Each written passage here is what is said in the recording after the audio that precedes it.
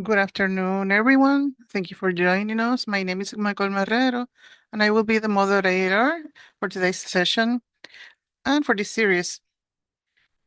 I am going to give a few minutes for more people to join us, but I invited you to include your name, your profession, your municipality, your specialty on the chat so we can meet each other. So welcome, everyone, and we will start shortly.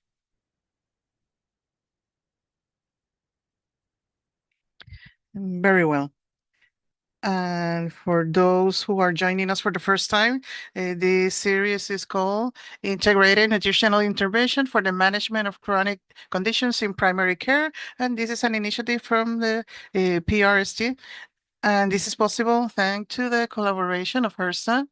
And this series includes credits for continuous education. So I want to talk to you a little bit about our services for today. You all have available in services for simultaneous interpretation. And in order to use these services, you may go to the menu, click more, and there you may select the language that you prefer. It may be English or Spanish. And Spanish is in the main room. We have an agenda for today, including general guidelines, the interactive telemetry project for professional healthcare professionals, the ECO methodology, the clinical case, the credits for continuous education, evaluation metrics, a pre-test educational session, post-test, the presentation of our resources, and also we're going to discuss a case, and then we will have recommendations that we will be discussing all together as a group, an evaluation, and some closing announcements. I remind you that this series have free credits for continuous education. And at the end of the series, if you have participated in engage in the chat, in the surveys that you see on the screen, and also if you engage in the other activities, you may receive this credit for physicians, nurses, and licensed nutritionists and dietitians. Remember to fill out the registration. You're going to see the link on the chat. You are invited to engage in the session, and we are all welcome to participate. We'll remind you that we like to see your faces, to meet you, and thanks to those who always join us and engage. So as much as possible, if you can participate, please turn on your camera. You are all welcome to do it. And please share your experiences. And you may type on the chat anytime. We want to very quickly review that we use an ECO methodology. And we all teach and we all learn. And these four principles are to apply the technology, to make the most of the resources, to share best practices, to decrease disparities. We study a real case to practice the learning and see the complexity. And we have a database to monitor the results. Then I also wanted, we are going to have the pre-test on the screen. You may click pause or you may scan the QR code. And on the screen, you're going to see a few questions. We're going to leave it open so you may take the pre-test.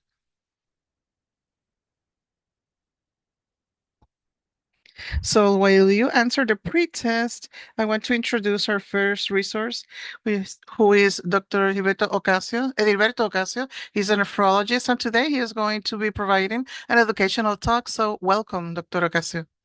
Good afternoon, and thank you for the invitation to be part of this program. My name is, as you very well said, Edilberto Ocasio. I am a nephrologist, and we are here to uh, answer any questions you may have and to assist you. And today we're going to talk about nutrition in chronic kidney disease. And for objectives today, We're going to adapt the nutritional recommendations according to the chronic kidney disease stage. We are going to identify patients who are at risk of for malnutrition and protein energy wasting. We're going to integrate nutritional therapy into the primary and secondary prevention of chronic kidney disease progression. We are going to apply the evidence-based dietary recommendations in our everyday clinical practice and also to recognize, and this is essential, when we need to refer our patients to a dietitian or a nutritionist. And why is this important? Well, a good nutrition together with an expert may influence the condition of the CKD. It may regulate blood pressure, albuminuria, CKD progression, cardiovascular outcomes, hyperkalemia, uh, mineral bone disorder, metabolic acidosis, volume, status, quality of life, the number of or risk of hospitalization, and survival.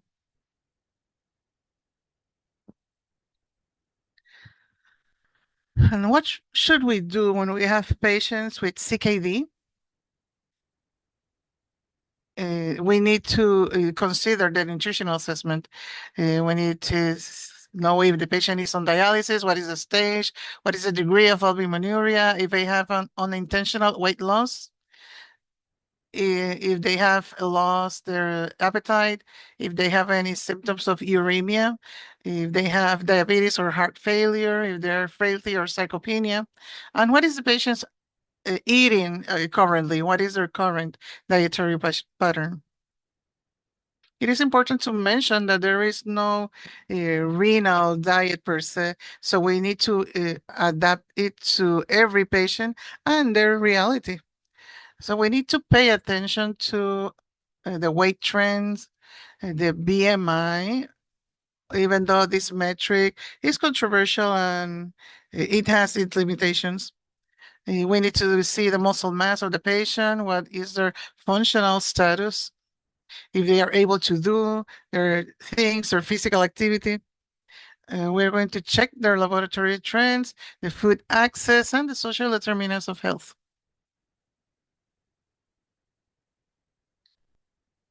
And what are our healthy dietary patterns in patients with CKD?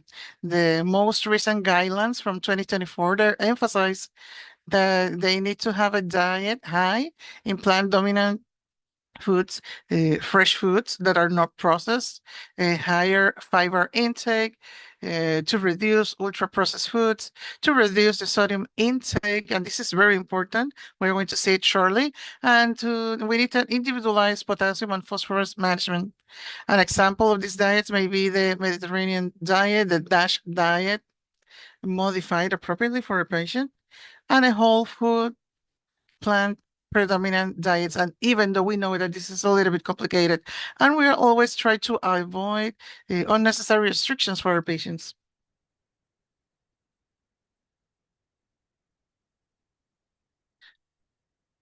And what should be the protein intake in non-dialysis patients, but that they have CKD?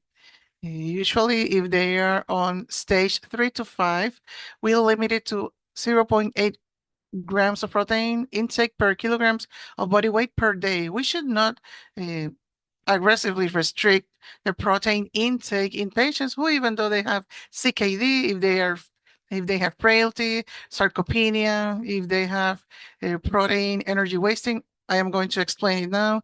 An active infection, a poor caloric intake, or older adults at nutritional risk.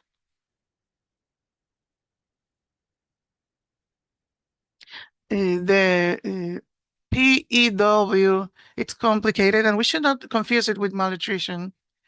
Malnutrition in general is that the patient may have a problem with absorption or they are not eating the nutrients that they need in terms of their diet. In the case of the PEW, protein energy wasting. It's a combination of things, but basically we have a balance between anabolism and catabolism is dominating.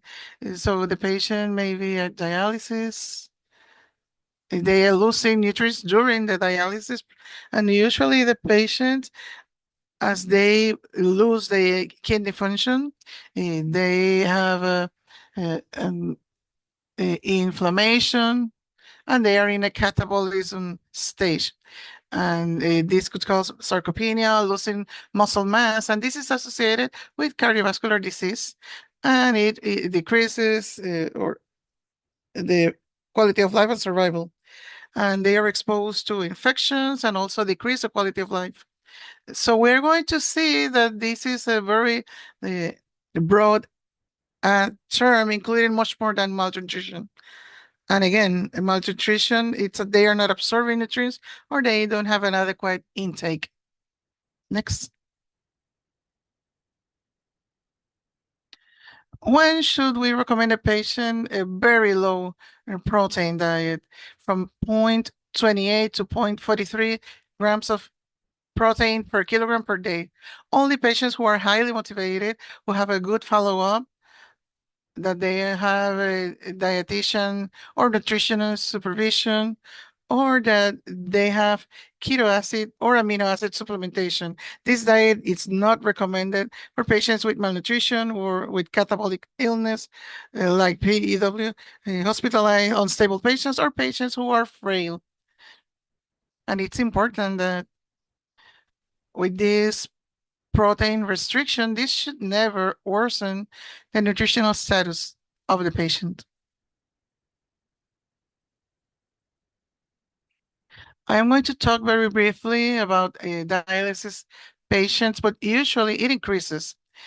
Patients who are in dialysis, they have a requirement of proteins because they are losing amino acid, they have chronic inflammation, they have dialysis-related catabolism, and usually from 1.8, we increase it to 1 to 1.2 grams per kilograms per day.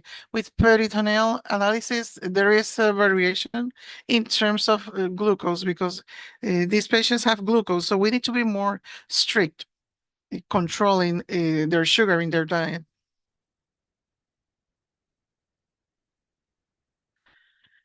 Where we're going to see more results when recommending changes in the diet of these patients? Well, it's going to be sodium. When you limit sodium in patients with chronic kidney disease, they're going to have a better control of their blood pressure, reduce edema, less thirst, so they require more liquid, lower interdialytic weight gain, improve RAAS inhibitor efficacy, and lower albuminuria. The universal recommendation is less than 2 grams of sodium intake per day or less than 5 grams of table salt. In terms of hyperkalemia, this is multifactorial. And in kidney patients, this is always a challenge, especially in a hospitalized environment. But usually the therapy that we have these patients, it influences the level of potassium. For example, ACE inhibitors, ARVs, MRAs like peronosona, metabolic acidosis, constipation, insulin deficiency, poor dialysis adequacy. And again, with these patients in dialysis, when we are restricting sodium, if they like salt, they add salt substitutes, but unfortunately, they contain potassium and also processed foods with potassium additives. In terms of phosphorus management, not all phosphorus is the same. When we are going to limit the phosphorus in our patients, we need to tell them that they should avoid additives, canned products with a high content of phosphorus, and this is going to influence our level of phosphorus on blood. The intermediate level should be animal protein like red meat, and the lowest would be plant sources. And that's why we have this recommendation. in the order that we have. We need to reduce processed foods, the fast foods, cola or soda beverages, dark soda, and foods containing phosphate additives. And when all these interventions are not having a result, the patients still have an elevated phosphorus level, then we prescribe phosphate binders like something like red phosphate, among others. Okay, in terms of fluids, usually we do not restrict them, or it's not recommended only specific cases.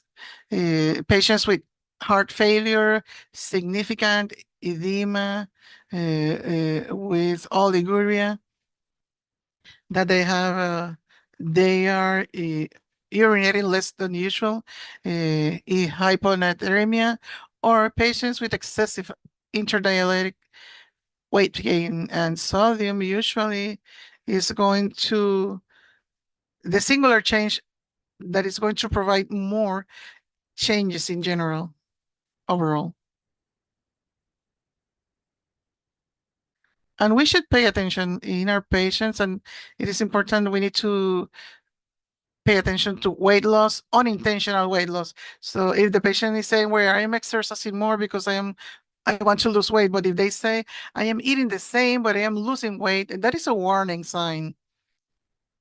A poor appetite, reduce oral intake, muscle wasting, functional decline. The patient is saying, well, before I could climb upstairs, I cannot climb up 2 steps because I get out of air. Recurrent hospitalization, chronic inflammation, and we assume that the patient with kidney disease may have this. However, they may have other concomitant conditions that may increase this inflammation.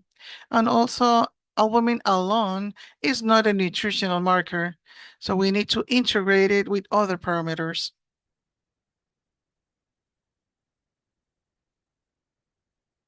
How can we prevent CKD? What adjustments should we make so we can prevent chronic kidney disease? In patients who don't have the condition yet, those at risk are patients with diabetes, hypertension, obesity, or cardiovascular disease. We need to focus on sodium reduction, healthy dietary patient patterns, weight management, and to avoid excessive protein intake. Recently, it is very trendy to increase protein because of the changes in the nutritional pyramid. So we are increasing protein intake, and it may be positive for patients who are very healthy, patients who don't have these risk factors. But these patients should be very alert when they have CKD or they have hypertension, obesity, or cardiovascular disease. In terms of secondary prevention, these are patients who already have an established CKD diagnosis, and we should integrate nutrition with these medications. The RAS blockade, SGLT2 inhibitors, and GLP-1, like Ozempic and Mounjaro, non-steroidal MRA, blood pressure control, diabetes management, and diabetes is the second most common cause of chronic disease, kidney chronic disease. Lifestyle modification, especially stop smoking and physical activity, exercise.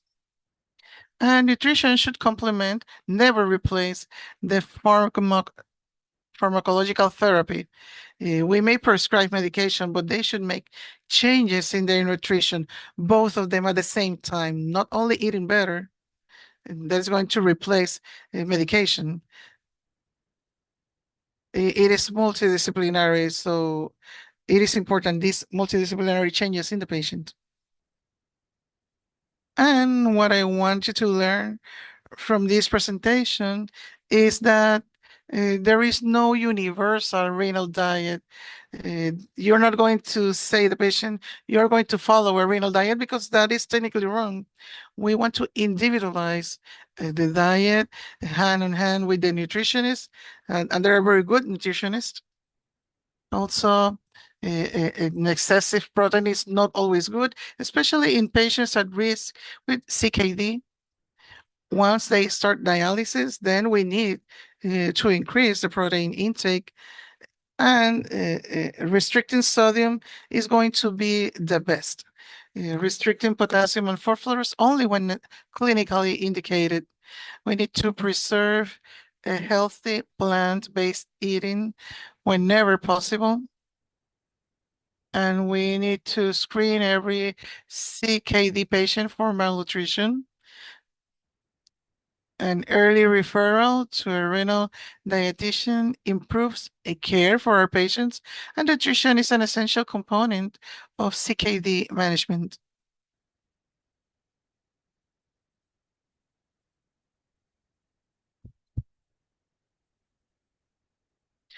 Thank you, doctor, for all these recommendations. And we do have time to see if we have questions. We may address two questions. If anyone would like to type your question on the chat, or you may raise your hand if you would like to do it right now.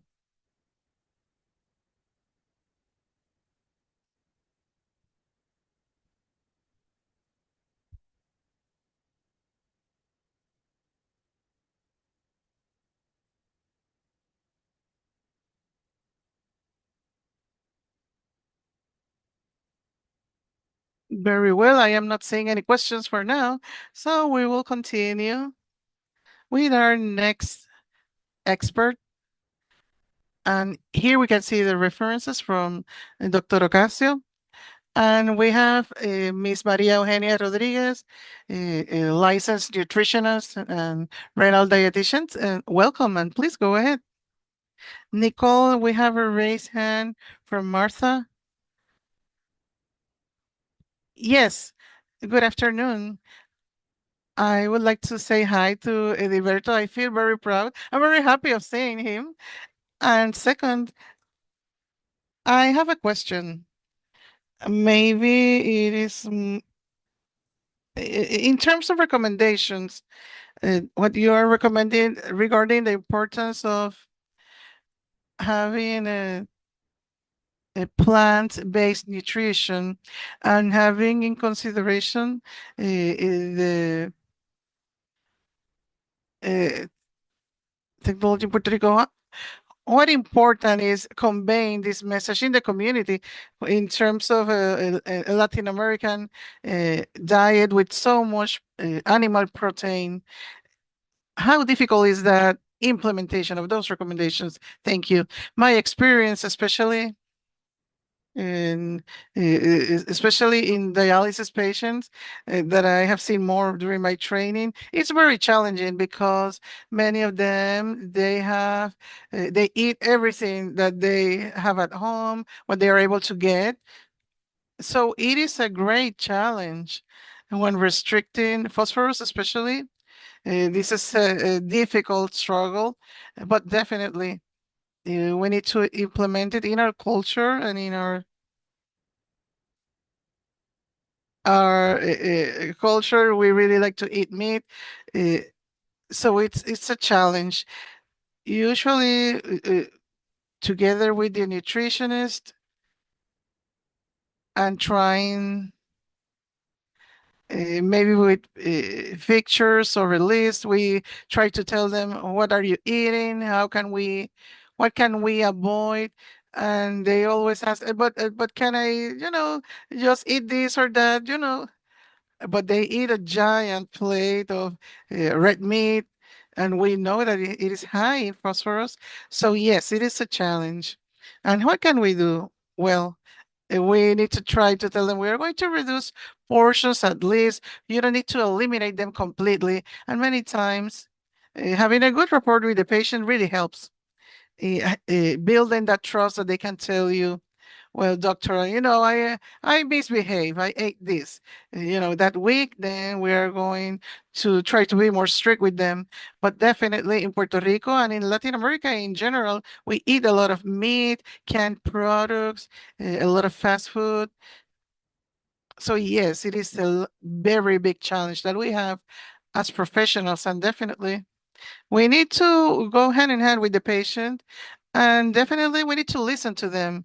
Many times they're frustrated for other reasons, and their escape is to eat something that they should not eat. So definitely it is a large uh, challenge for us. Thank you very much, doctor. Thank you, Martha, for your question, and thank you, Edilberto, for your answer. And to see more examples of how we can manage a proper diet, we are going to continue with our nutritionist, María Eugenia Rodríguez, so we can see exactly what are those recommendations. Please go ahead. Good afternoon, everyone. I am very happy to be here today with you, and I am going to go more into detail on how those eating styles look, because it is very important what the healthcare professionals say.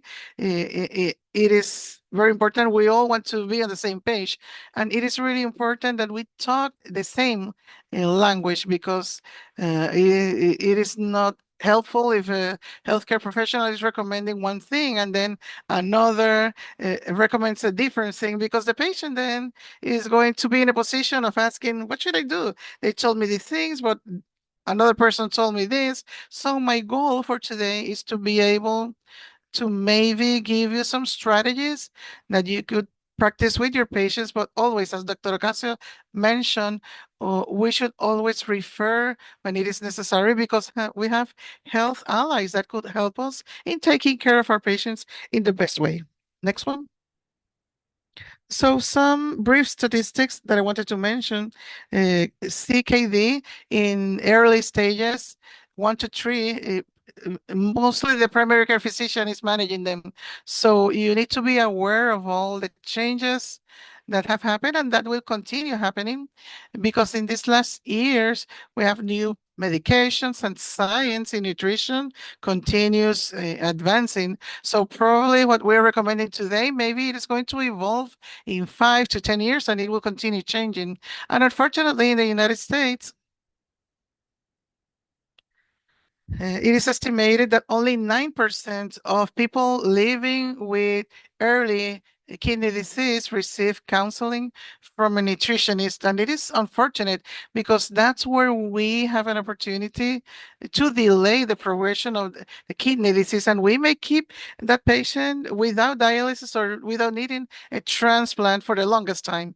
Now, in the dialysis units, they're all assigned to a nutritionist and a dietitian, and every month they are going to discuss the lab work. So that patient is going to have a more frequent follow-up than a patient in the early stages, because they would need to schedule an appointment, or maybe you have that service in your office that you could refer them to them. And as the doctor very well said, the early nutritional intervention really helps to improve that kidney function, to reduce proteinuria, and delay the progression. And all the patients are looking for that.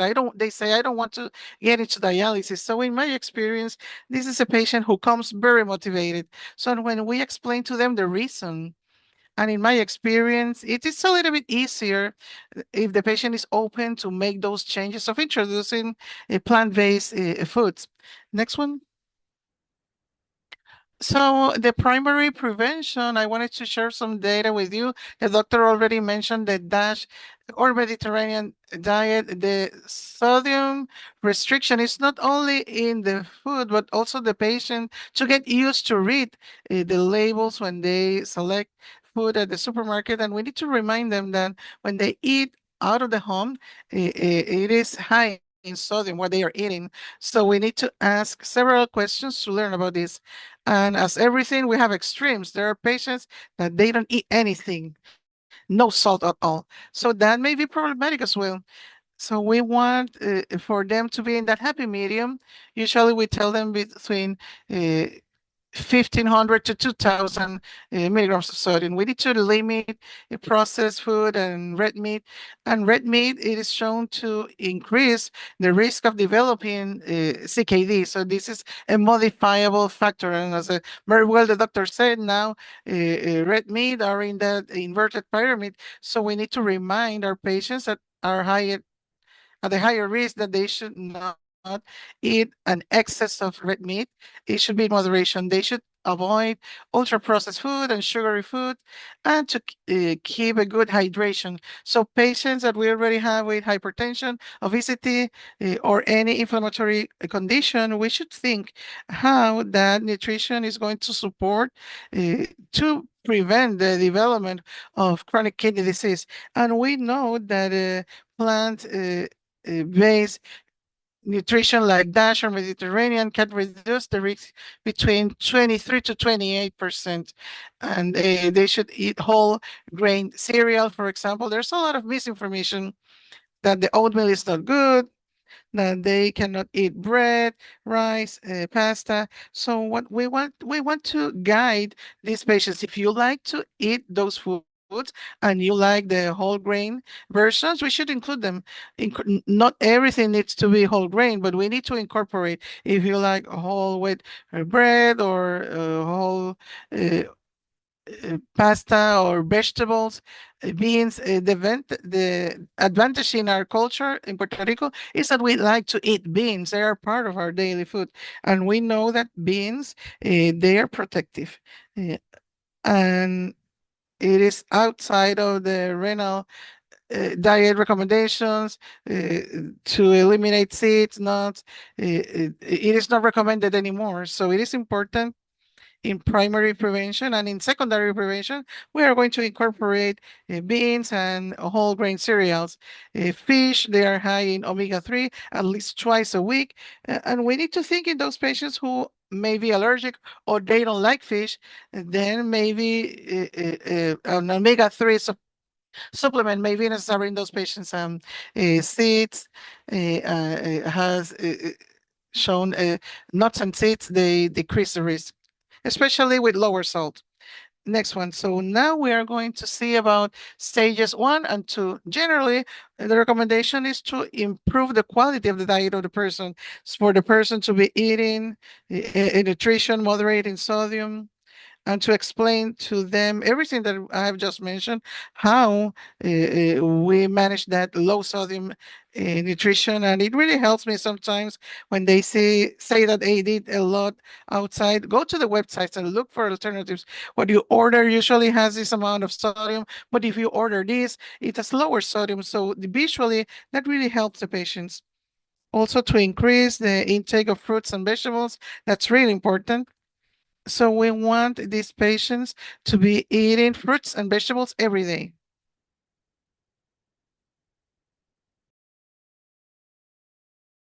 It helps us to have better bacteria in our intestines, where gives us fatty acids and allows us to decrease inflammation. On the other hand, when we incorporate those products that are plant-based and we reduce animal proteins, we reduce the uremic toxins, and that is beneficial to protect the kidneys. And of course, hydration.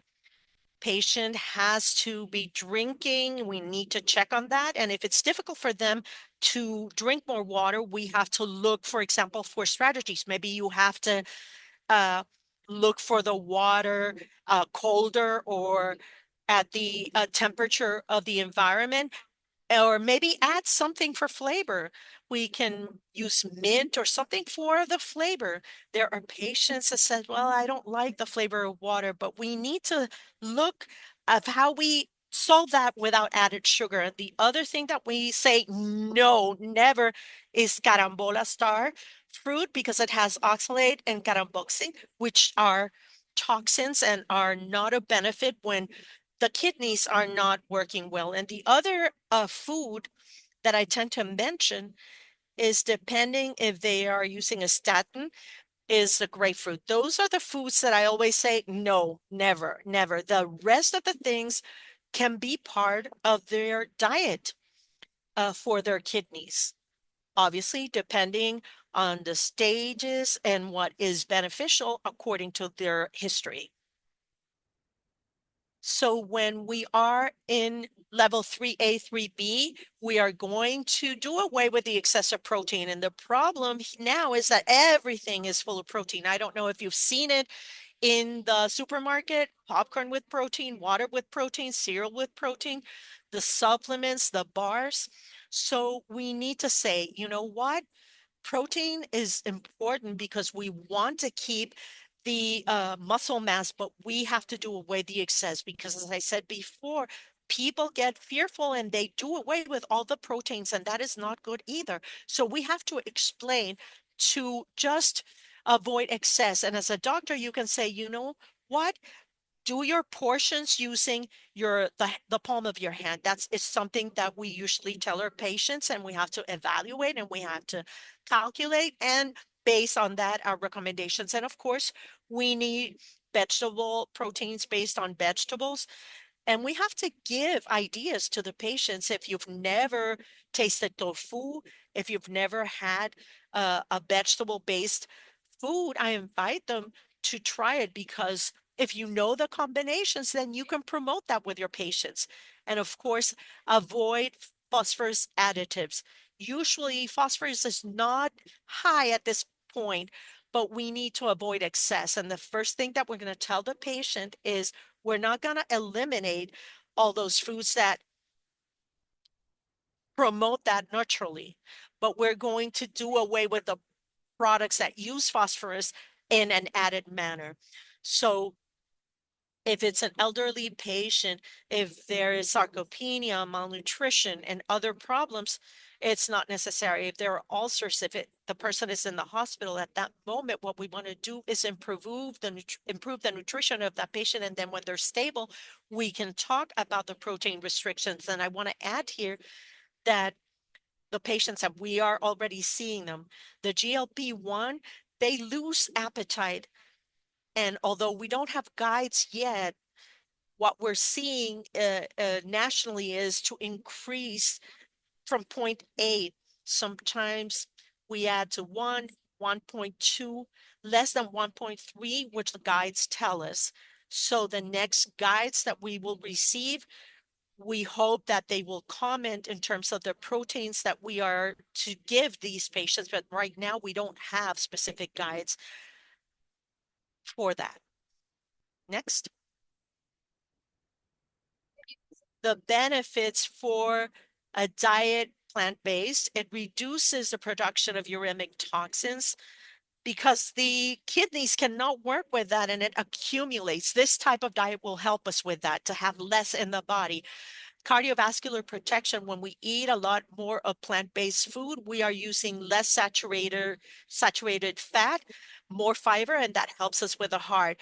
It helps with the metabolic acidosis, and this is very important. The latest guides from 2020 about nutrition added that we increase vegetables and fruits from 1 to 4 stage. And we had studies with CO2 or metabolic acidosis with kidney disease. They would get carbon bicarbonate in fruits and vegetables, and without the medication, they had a better situation. And they also had other benefits for pressure, weight, and the markers in cardiovascular disease. So the fruits and vegetables, we know that this is very important.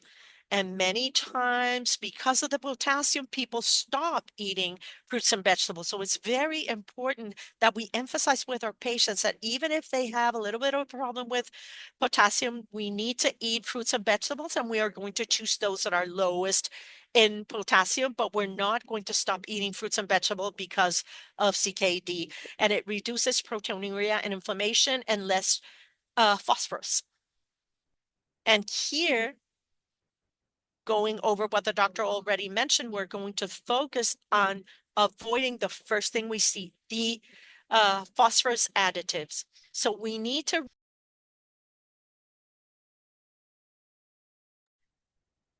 and that means the phosphoric acid.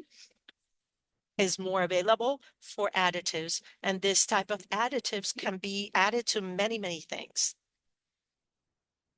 And here we can see an example of turkey breast oven roasted ham. And many people say, I eat that because I think it's a better alternative, but it's not necessarily low in sodium. And usually this type of meat will use phosphorus or phosphate additives. So a kidney diet is no longer saying you can't eat this, but you can eat that. We need to say, you know what, you can eat it if it doesn't have phosphate additives.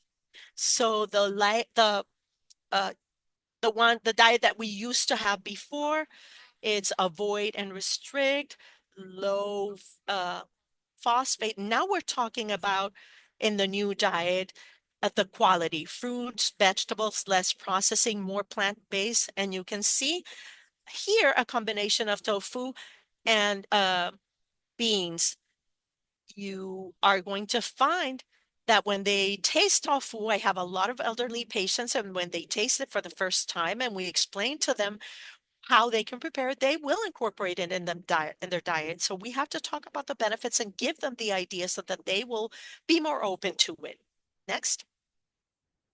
When we are in stage 4 and 5, we want to make sure that this patient is eating enough. We don't want this patient that maybe will need dialysis will go into that situation with malnutrition. And we estimate that at least 44% of people in CKD might be eating too little or show malnutrition or protein energy wasting. So we want to emphasize that even though you can't eat a lot of protein, there are other foods that we can incorporate. And that is when we're looking for seeds, uh, nuts, good fat, because they will add calories, and we can show patients how they can increase their calories without increasing carbohydrates that are refined or animal proteins. We want to monitor potassium because maybe at this point they're using medications that might affect potassium. We want them to keep the medications, but we want to make sure that the potassium doesn't go up. And we want, at least the guides don't say this about animal protein depending on their stage, but in my practice, as the more advanced the CKD, I try for my patients to use more vegetable proteins according to how just, how available they are for that idea. It's not just calories or proteins. We have to remember that the body needs choline, complex B, omega-3, selenium, magnesium. That has demonstrated that could be deficient when we restrict proteins, but we need a balance of good nutrition and enough nutrients. And I gave you here 2 examples. I don't know if you knew that 3 ounces of salmon has a little bit more potassium than a small banana. So sometimes we put our heads into potassium fruits and vegetables, but they are also in dairy foods and salmon. We can find it in all types of foods. And in all types of foods, you're going to find higher and lower levels of potassium. What about the disponibility of potassium in the different foods? We want less additives. We want vegetable. When we get a carbohydrate and we are secreting insulin, it's not only for glucose in the cell, but there is potassium there. So if you are on your diabetes is out of control, it could influence the potassium in blood. The bad thing about the potassium additives is that they're being used more frequently because nationally we want to reduce sodium in foods, and potassium chloride is being used as a substitute for salt so that they are have less sodium. But somebody that has healthy kidneys should have a lot of potassium, but in stages 4 and 5 where they might have problems, that is an issue. And you can see here different examples. We tell the patients, listen, don't drink milk. Almond milk has less protein, but it has potassium. And we say, you know what? Look for canned foods that have less sodium. But when we're looking for that, all of a sudden they're choosing foods that have potassium added. Um, Diet salt, they look for salt that has less sodium, but without knowing they're incorporating a lot more potassium that they should. So when we're managing potassium for in the primary care, ask if they're taking multivitamins. They add potassium and phosphorus, so maybe we could move them to kidney vitamin or B, and we have to deal with problems with going to the bathroom, metabolic acidosis, hyperglycemia. We can tell them, listen, don't drink coconut water, don't use juices. That's a lot of potassium. It doesn't provide fiber. The coconut water is very famous for hydration, and there's a myth, and I don't know where it came from, that it's good for the kidneys. Maybe if we're thinking of people that have kidney stones, but when there is kidney disease, this is not true. Limit milk, evaporated milk, condensed milk, because there's a lot of potassium there. And of course, Puerto Ricans like their coffee with evaporated milk, condensed milk, desserts, and the same thing with coffee. If you drink a lot of coffee, there's added potassium there. We have to avoid foods without carbohydrates. If the patient says, you know what, I have no bread, no rice, no pasta, no fruits, maybe that could influence the management of potassium. And it's very important that you know, and this happened to me recently, that potatoes and root vegetables are source for potassium. And a little while ago, I had a patient that said, you know what, I'm not eating rice, pasta, and I'm now eating root vegetables and potatoes. So the patient thought that if they did away with the bread and pasta and rice, but they could use potatoes and root vegetables, but that's not true. Pasta, rice, bread is lower in potassium than potatoes and root vegetables. So I'd rather for them to eat whole bread or whole pasta instead of this type of other food. You have to evaluate everything, and you have to refer to the nutritionist when you see a patient like this, and you have to repeat labs for potassium and COD, and you ask the patient, register, log in all of the food for the week, and go with this to your nutritionist or dietitian with your labs and with your logs so that you can evaluate what you're doing, and maybe they can recommend specifically what to do. We shouldn't give lists to the uh, patients with things that are high in potassium. We shouldn't do that. Maybe we can give them a list of foods that are low in potassium, but to eliminate indiscriminately the foods is not the recommendation. Next.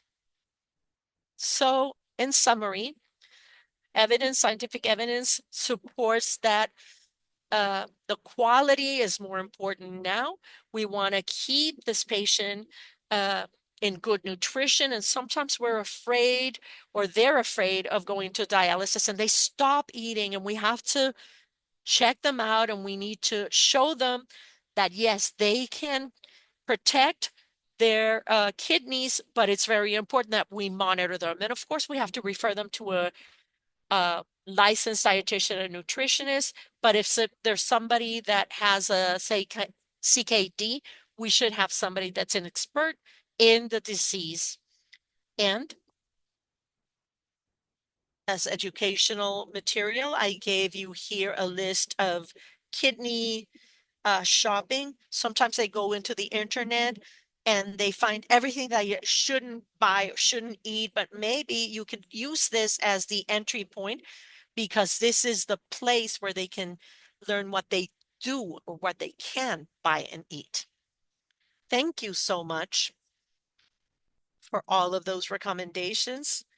And I am going to provide the post test. And while we are providing the post test, which should be on your screens already. If you have any questions,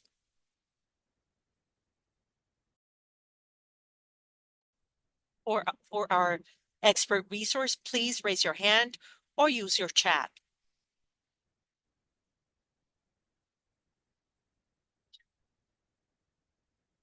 You can find in the chat also the link to the post test.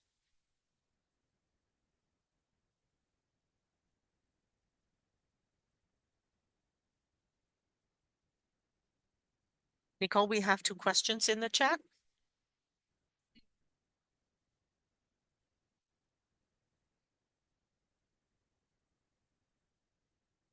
We're looking for the questions. María Eugenia has a question. Are you offering multidisciplinary consultations or interconsultations, joint interconsultations for CKD patients? I am not clear about the question, but in my office, we usually have referred patients. They are referred by their nephrologists or doctors, or because they found my information on social media. But yes, I think that the communication between professionals is very important. If you have everything in the same office, that's wonderful. But if you can have that letter, that little note, if you can tell them to consult on a very specific issue with another doctor, that's very important. We have another question. Your opinion for those patients that reuse vegetable protein versus animal protein. Well, if the patient cannot want to use it, we cannot make them, but we have a diet that is restricting in certain proteins. We want good quality diet that limits red meats, that they use more fish, turkey, etc. We have to manage based on what the patient likes, but I'm always going to counsel them to at least try. And if they don't want to, we don't make them. Chelsea Anorma says, can you clarify about the levels of protein recommended for different stages? When is it necessary to have a diet that is lower in protein? I don't know who that question is directed to specifically.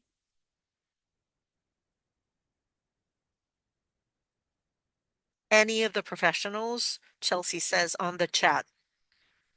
Either one that would like to answer, that would be good.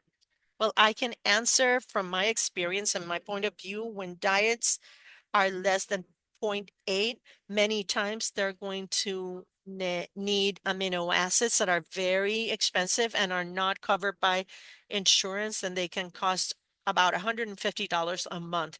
This type of patient is a patient that should have a more of a plant-based diet, vegetarian diet, then we can supplement the teto analogs. And we have to order that. We don't go to the drugstore and just find them. So in my experience, the patient is not willing to pay it. So for me, what happens with those patients, they use 100% vegetarian. And what we're looking for is quality of diet.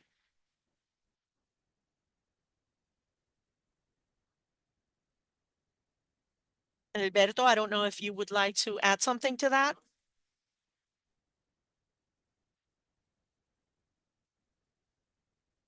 At the beginning is 0.8, 3 to 5 not in dialysis. Once they're in dialysis, as I explained about catabolism, which is increased, then we have to raise consumption to 1 or 1.2 grams per kilogram.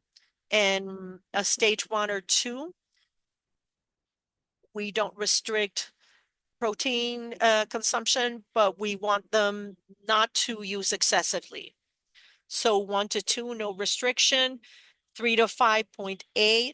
If they have good follow-up, we can lower it a lot, as I mentioned in the presentation. than the analogs of tetroacid or amino acids. As the colleague mentioned, the universal recommendation is 1 to 2, less than 0.8. And of course, higher up, less than 0.15.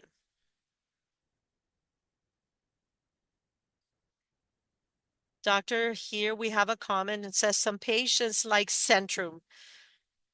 What other multivitamins are available? What would be the preferred one and where to find them? One that we use a lot is called renal caps. And I think I'm all right if my colleague can correct me if I'm wrong. And they deal with all of the recommendations about what's restricted or not, and they usually tolerate them well. It's capsules, it's once a day, and they are mostly recommended to patients with CKD, except Centrum is not formulated for renal patients. It's for just healthy patients throughout, and has things that if you have kidney disease, not necessarily should be consuming. Just look for renal vitamin when you go to the pharmacy, talk to the pharmacist, they will let you know what they have, and maybe a B complex over the counter, complex B. There are a lot of brands. I like ProRenal that has a little bit of vitamin D, selenium, zinc, iron. So if you go to the pharmacy or the pharmacist tells you that they have something, you can do that, or maybe complex B. That's what I would recommend. Thank you both for answering the questions. And now I am going to leave you with Franceli Sanchez, who is going to be moderating the stage for or the phase for clinical case discussion. Thank you, Nicole. Let's see what we have today. We have a male, 72 years old, IMC 32 or BMI 32 with CKD history, stage 4, diabetes type 2, hypertension, and he's there for follow-up. While being interviewed, he mentions that he has appetite, but he's eating mostly canned foods, fast food, most of the times because they're convenient.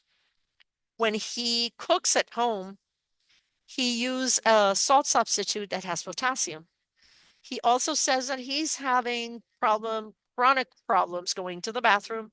He's losing weight without planning to, about 12 pounds in the past 3 months. Medications are losartan, insulin, and amlodipine. In the physical test, we have BP 155 over 84. There's a diminution, bilateral diminution, decreased breathing noises, bilateral pitting, edema in the inferior extremities. The rest of the exam is okay and shows nothing significant. Labs say that potassium is at 5.5, albumin 3.2, bicarbonate is 20, A1C is 6.9, phosphorus 6.1, albumin, creatinine 80 mg. The lab values of the rest of the exams are within the limits for their CKD stage 4 condition. Other details about this patient: the patient is mainly worried about not being able to go to the bathroom, and he's asking if magnesium milk can help them, or Osmoprep, which is a sodium phosphate oral solution. And we have some discussion questions here on the screen. You can choose 1, 2, 3 questions if you want. You can use your microphone. You can use the chat, raise your hand, whatever works better for you.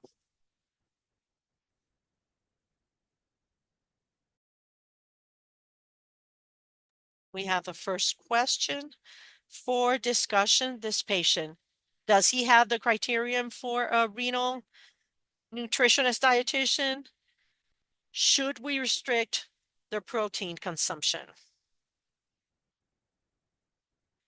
And if your answer is yes, how much protein should they eat daily? 3, would you recommend magnesium milk or osmo prep? Why would you? Why not? The 4th one I can answer. Can you restrict fruits and vegetables? Would you discontinue losartan because of the level of potassium? You can see the other questions. He mentions that they wouldn't recommend magnesium milk. Somebody else is answering that might want to help us with this case. You can write in the chat if you want. You can also open your microphone. If you have any problems, please raise your hand. We will open the microphone for you if you can't.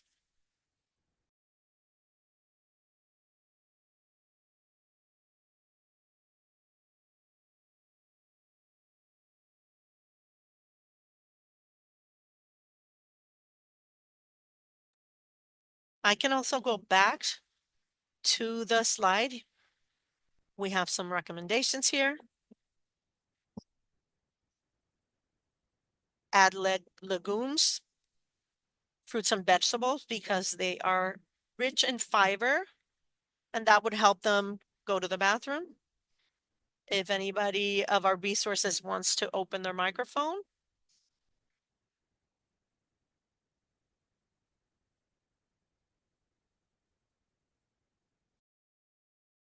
I'm going to read it.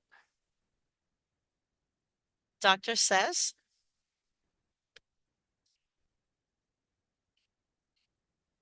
I'm sorry, here we go. Good afternoon, everyone. I don't recommend discontinuing losartan because they have CKD stage 4 and losartan, the ARBs and the inhibitors are part of the therapy that they need. And plus they have hypertension, 155/84, that's not controlled. These patients, we usually initially gave them some recommendation of diets that are low in potassium. We have some tables that were developed by a nutritionist, and that allows them to decrease the potassium ingestion. And once they are at a normal level, we will start SGLT2. In addition to that therapy, ARB therapy that they have for the management of their blood pressure. Of course, controlling phosphorus is important, and the albuminuria. We would recommend, besides the evaluation by a renal nutritionist, that there are personalized recommendations in terms of potassium, their management in general as they eat, and of course, nephrologist recommendation because they are already in a considerable significant stage.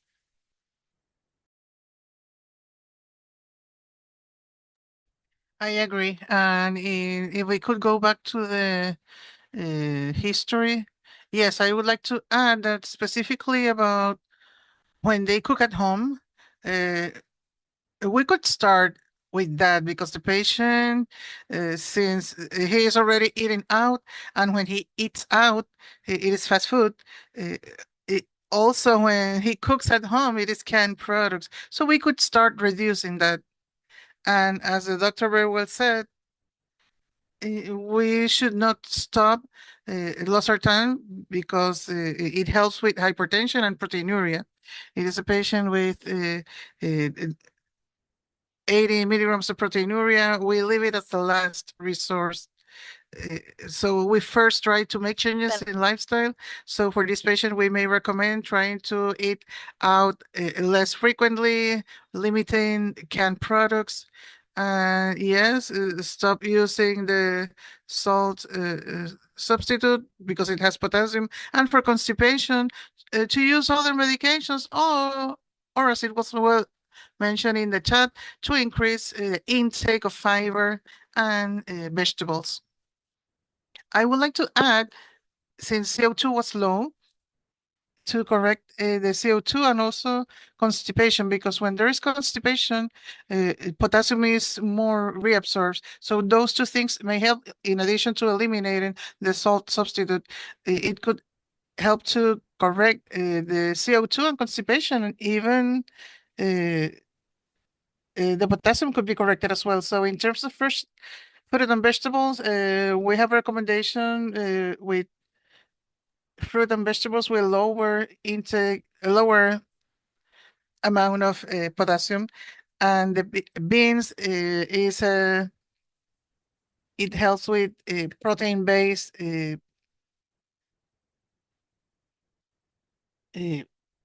foods like the beets, and then with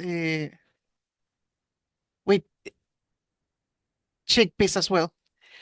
Yes, if we could see the questions again.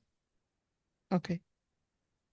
If they are complying with the criteria, definitely this patient has several aspects in their lifestyle and nutritional habits that, yes, he could benefit from an evaluation from a nutritionist, a renal nutritionist. If they should limit the protein intake, we already mentioned it, but yes, he is on stage 4, so definitely uh, at least 2.8, as Kathy mentions. That's the daily intake of protein, 0.8 uh, grams of protein per kilogram of weight per day.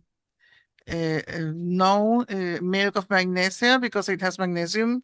And in patients with stage 4, it starts to accumulate and they could have symptoms. It is unfrequent, but if they have an advanced renal disease, kidney disease, it could be seen. And then it also has sodium and phosphorus. In the lab work, we saw that it is high in phosphorus, so they should avoid these two medications. They should not be taken.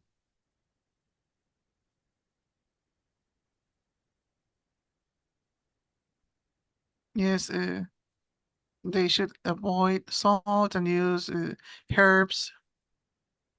Yes, they already answered that they should not discontinue taking losartan. And what factors could be reversible? Well, constipation, the salt substitutes. We also mentioned the additives, like canned food. All of that has phosphorus additives, and they should be avoided. And question number 7, regarding what should be the best intervention in terms of diet for this patient. And you can type the answer on the chat. What would be the best intervention?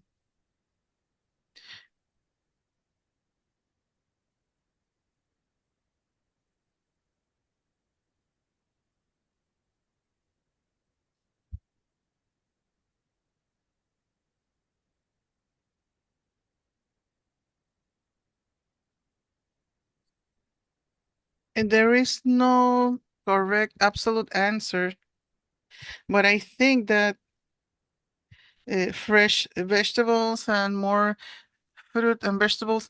Yes, but I think that we should limit sodium, and it's going to help them with edema, with blood pressure, and both are on control. And it is going to help with peripheral edema, with blood pressure, and yes, it also helps with potassium control.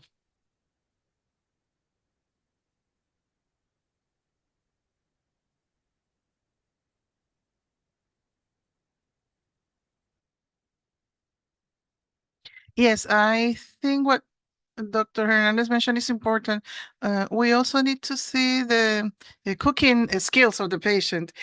So if they have limited cooking skills, maybe how I could use convenient products lower in sodium, that they don't have these phosphorus and potassium additives, and how with those cooking skills we could teach them simple things to do that require less preparation but are more appropriate. Is also, if they are eating frequently outside, maybe we could think about food services that are low in sodium instead of going to a fast food. Those could be an alternative. I have patients that come and say, no, no, I don't cook, or my wife closed the kitchen since we retired. And these are things that we may consider. Ideally, the best would be to cook always, but depending on those cooking skills, we could also within what is already ready to eat, we may find alternatives.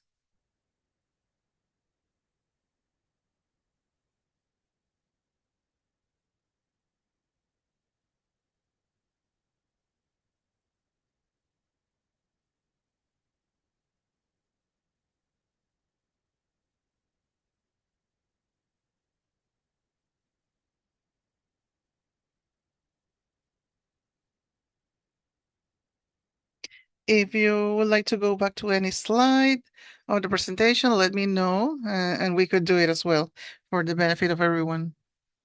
And the last one for constipation, I think it's really important, not only fiber, but we could think also of physical activity. This patient, is he doing any kind of exercise? They could start walking, maybe 10 minutes, any kind of mobility that could help us to manage constipation and also hydration. Yes, the patient had edema, but we could review if they are hydrating, with what they are hydrating. If they could solve a little bit that proteinuria, they could improve that edema. Those things we could start wondering about it. And if necessary, stool softeners or any necessary medication. But yes, we need to address the constipation. It's really important.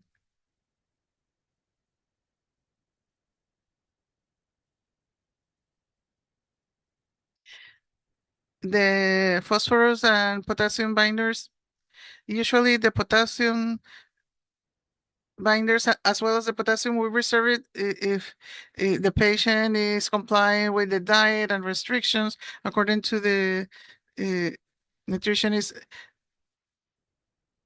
A level that I use very frequently, 5.2 to 5.5. When they are at that level, and I can tell that the patient is following the recommendations, then we could start a potassium binder so we are not so strict with the diet.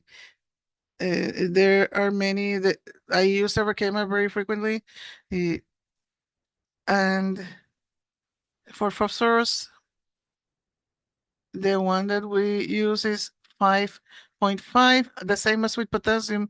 If the patient is complying with the requirements, even though that there is no evidence that this is going to delay the disease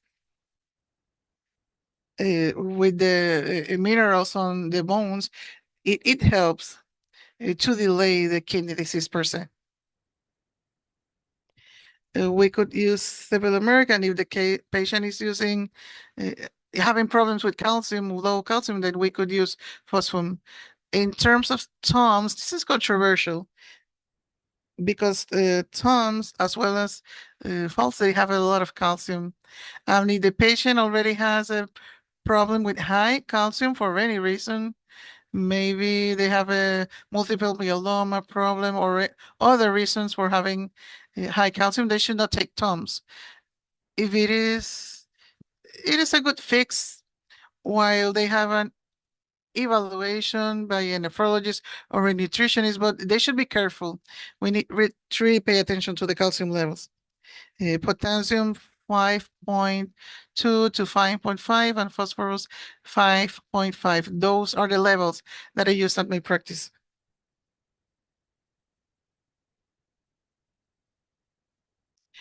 I can add that in terms of phosphorus, uh, unfortunately, there is added phosphorus in many things, and those letters are the print is very small, and sometimes I cannot see it at first in the label. Uh, so there is a free app that the patients could download on their phones, and you can recommend it for them. It is called Force Filter. It was created by a dietitian, a renal dietitian. I am going to type it on the chat, Force Filter, and it is an app that uses the camera on your cell phone to see the list of ingredients, and then the camera or the app scans the ingredients. They're going to see a pop-up with an ad because it's a free app, and it is showing red if they detected phosphorus and green if it is an adequate uh, food. And it is important that these additives are in tuna, canned tuna, cheese, bread, in shrimp, fish, and we are telling it could be in frozen chicken, in cereal, it may be in many food. So sometimes the patient is frustrated and they ask what I'm going to eat. So we need to encourage them. There are many things that you could eat, but you need to be a little bit more careful in what you select. So we need to avoid that generalization that you should not eat this. You can eat it if you find a version that doesn't have it.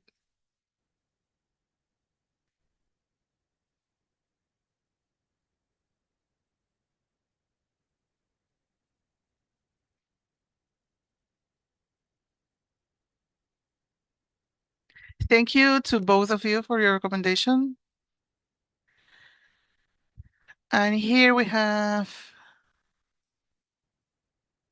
I think all the discussion questions were addressed. Great. Then I would like to invite Dr. Ocasio as well as Ms. Rodriguez for any closing information. You already provided many recommendations. Thank you so much. And also the information regarding the app. And these are tools that could be used in the future. So please go ahead if you have any final remarks. So then we can go ahead with the announcements and the survey.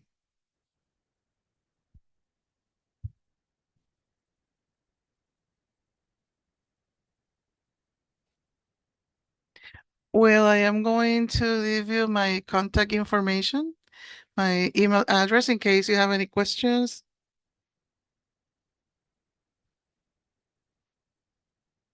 But we are always here to support you, to assist you. And it is really important, as I mentioned at the end of the presentation, we need to customize.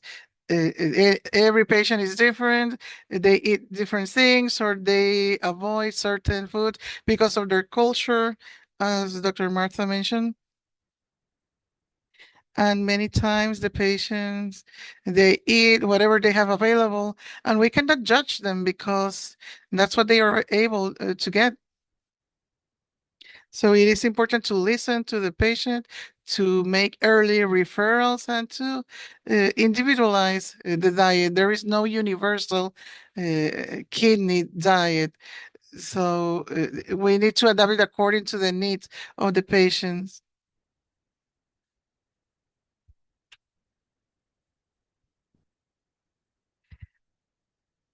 So early referrals, all the patients should have screening for malnutrition. We should need to pay attention to the muscle mass, changes in eating habits, if they stop eating, and always to have a good communication with the nutritionists that are here to help the patients. And this should be a multidisciplinary approach. So we are always here to help you. If you need anything, you have my email address. And very soon we will be offering services in the west of the island. It is more frequent to have the support of different healthcare professionals to nutrition. I am very happy with that because it is a changing science. There's a lot of misinformation, and sometimes we have uh, time restrictions at the office, and I try to clarify all these myths because there are many. But we are very grateful for your support and you trust your nutritionist. If you don't know of any nutritionist to refer, you can refer me, obviously. But if not, the College of Nutritionists and Dietitians in Puerto Rico, they have a directory on their website, and it is listed by town. And there are many nutritionists that and dietitians that accept medical health insurance. So there should be no limitation in terms of making referrals. So you may find is available in your town, and you can check who accepts healthcare insurance because we have professionals that are available. And I also wanted to mention very briefly that the diet, it doesn't need to be perfect to better your health. We are not looking for perfection. We are trying for the patients to enjoy their nutrition because eating is a pleasure, but for them to do it in a way that is going to help with their goals. And any patient in early stages of kidney disease, they tell you, I don't want to end up in dialysis. So it may be a patient that is going to be very motivated, and with the correct orientation, we can guide them. And also, we have nutritional supplements that are specifically for these early stages. So, Nepro is left for a patient who is already in dialysis, uh, and in source renal is for patients who are in dialysis because they are higher in protein. But in early stages, we have Suplena. It is high in calories, but lower in protein, potassium, and phosphorus because it we have received patients in early stages taking Nepro, and that is not necessarily the alternative for them. We always want to have to increase the caloric in content. Glucerna is a little bit higher in potassium, and they may take it because they are not feeling well, they don't want to eat. So we need to ask them if they are taking any supplement, and that way we can redirect them.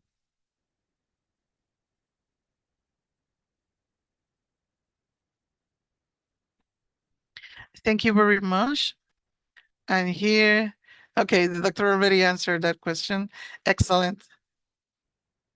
Yes. And pardon the interruption. If you see that a patient is increasing their proteinuria with high blood pressure and you don't know why, specifically a young patient with uncontrolled blood pressure, proteinuria is very important, and it is associated with higher probability of that disease progressing. So not only the GFR, we need to pay attention to the proteinuria, the albumin to creatine ratio at least once a year. It should be done to your patient, regardless of their age, if they're adults, in my case. But it is important because many times you may have a normal GFR and have an albuminuria that is increasing.